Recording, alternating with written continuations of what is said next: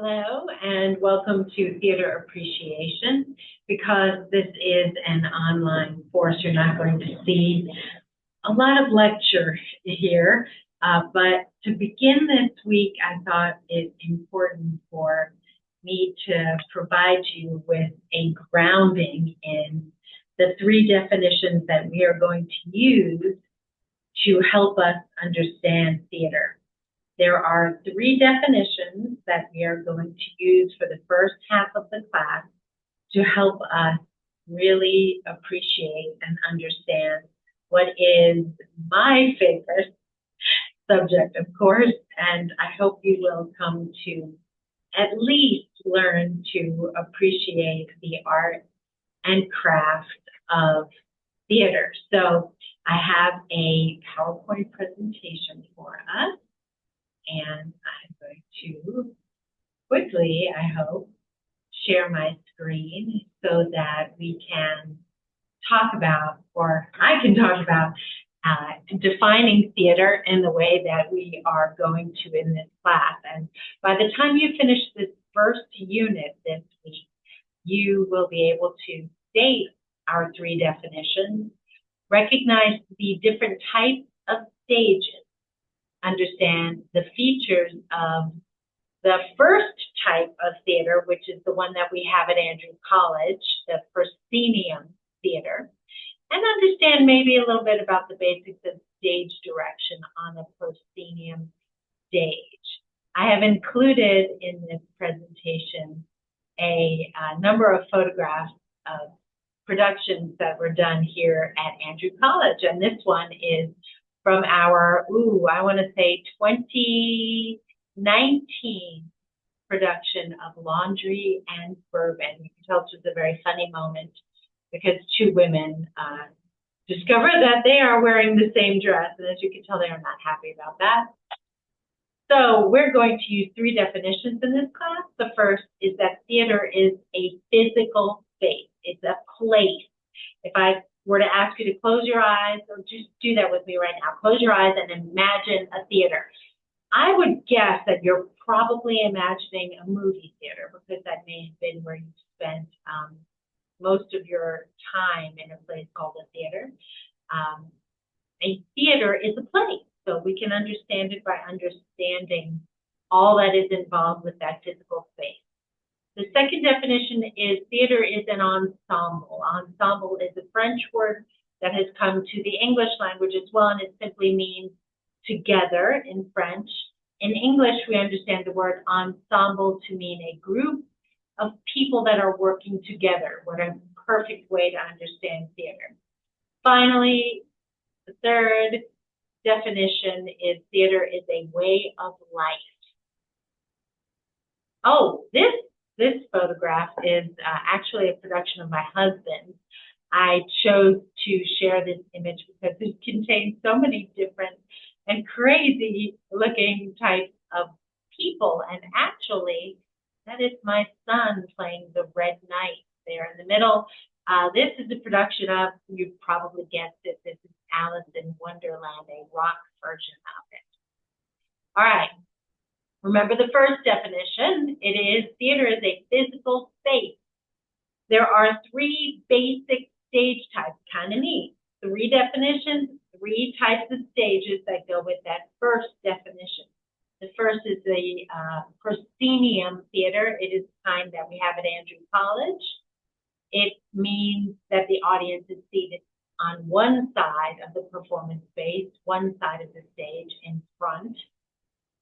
The second type is the thrust or three-quarter, kind of obvious. The audience is on three out of four sides of the stage. And finally, the arena or in the round where the audience completely surrounds the performance. Here are some of the elements of a proscenium stage. There is a house. The house is where the audience is seated or waiting to go in. That is also part of the house. So everything that has to do with the audience, we refer to as house services. A rake. A rake is an incline or a slant instead of a floor that is level, it is actually slanted. In the Liddy Murphy Theater at Andrew College, the house itself is on a slant or a rake. A tech booth is the location for the technicians, obviously. The front of house electric are the lighting that is in the front of the stage. The proscenium arch is the arch through which the audience will view the performers. And the fourth wall is an imaginary wall between actors and audience. There's some more proscenium stage features. I'm not going to talk about all of them, but you might later want to look them up. I like for students at least to get just a look at some of the terminology that is involved in the proscenium stage. And when I teach this course face-to-face, we actually walk around the space and discuss all of these terms. Do not worry about them right now. You're not going to be responsible for defining all of these. All right. So here is a diagram of the proscenium stage. You can see the backstage is at the top of the image and the audience is at the bottom of the image. So you can imagine yourself in the theater. Off stage left is from the audience perspective, the actor's perspective, so it's actually to the right of the audience. Off stage right is the reverse, the audience left. And the wing space, these are the backstage spaces to the side of the stage. So when you are standing on this stage, there's particular terminology related to the movement of the actor. So an actor can go towards the audience. Now they'll be moving down stage. Away from the audience means they are moving up stage. So you may be curious about how these came to be known as down stage or up stage, and that's because back in ancient times and also through the time of Shakespeare in about the 1500s, stages were raked. That is, the front of the stage was lower than the back of the stage. So you can imagine an angle and an incline, a slant, so that the actors who were at the back of the stage, the upstage area, were higher up than those downstage. So this would, of course, make it easier for the audience to see anybody that was upstage. This is no longer the case. Most stage floors are simply level, and the house where the audience is seated is raked so that folks in the back of the audience can see over the heads of the people in front of them. The terminology stuck, though. Even if we're working on a flat or level stage surface, we're on a proscenium stage, we know where we're going. When we say upstage, we're going away from the audience. When we say downstage, we know we're going towards the audience. Here's an image of the thrust stage. You can see that the apron, and I'm going to use my cursor to point it out to you, the apron is the front of the stage that is closest to the audience. You can see that in a thrust stage, it's going to thrust out into the audience seating so that you have audience on three sides of the performance area. And this is the ancient type of stage configuration. The ancient Greeks used it. Shakespeare's theater used it. It's actually my favorite, even though we don't have it at Andrew College. I like the intimacy of having a stage that goes out into the performance space. So there's a shared experience between actors and audience members, and between audience members themselves. And here is an image of, this is our murder mystery from not this past year, but the year before. And you might recognize some of the actors. They are, a few of them, still on campus. If you're a returning Andrew College student, they may be familiar to you. And you can see that these actors are in the middle of audience. That's what we love about doing our murder mystery. The arena stage. The idea of an arena is familiar to those of you who are athletes or sports fans. An arena is often where a sporting event will happen. We also call it theater in the round. This means there's audience all around you, so there's very little scenery. Fun fact, we use vomitoriums, which is an ancient Greek term. You can imagine why an audience might need to exit quickly and why they ended up calling these passageways that are literally through the audience to the stage for quick entrances and exits ended up being called vomitoriums. That's strange. Blocking is challenging in this kind of space. Blocking is simply a term that we use to refer to the movement of the actors on the stage. We need to make sure that everybody in the audience is seeing what's important. So that becomes very, very tricky in an arena situation. Stage directions are actually different. There's no upstage, no downstage.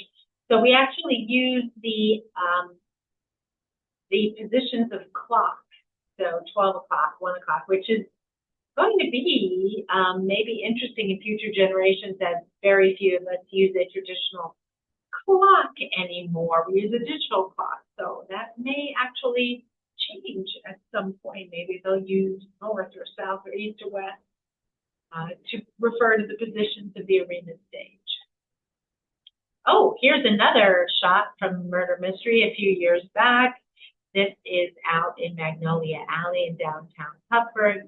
This isn't quite theater in the round. It's more set up with audience on 3 sides, but it's a fun image. And yes, it is me, yours truly, your instructor there, performing in the opening number of one of our murder mysteries. If you haven't seen one of our murder mysteries, maybe you'll come next year and check it out. Okay, here's the not one of the 3 main types. The main types are the proscenium, the 3/4 or thrust stage, and the arena stage or in the round. This is a 4th type, the black box theater, also referred to as the experimental or flexible stage. You'll find it very often in colleges and universities, as well as off-Broadway small theaters in New York City. It is what it sounds like, a black box of a room, often painted black in terms of the floor and the walls and the black curtains, and the seating can be moved in such space so that it's flexible. The producers can set it up to be 3/4 style, as you see in this image, or you can have seating all the way around or seating only on one side. So the stage or performance area itself is this floor. Of course, you could bring in a temporary stage if you want. This is a very flexible type of performance space. And there's Amanda, one of our actors. She's actually a professional community actor who we bring in to work with our students very often. And if you've seen her, you know she is hilarious. Oh, and more murder mystery images here, because when we do our murder mystery in Cuthbert, we use many locations in the downtown area, and that's an example of found space. A found space simply means you take the location and you turn it into a theater. Here is the downtown space known as the Salter Building. This is the courtyard that is behind the Salter Building. You see a couple of productions. Yours truly again there over on the right side of your screen, and former student and another former student here, and some community actors that we've brought in, having a good time. Okay, so we've done the first definition, which is theater is a physical space. Like, second definition, theater is an ensemble. It is made up of more people than you probably imagined.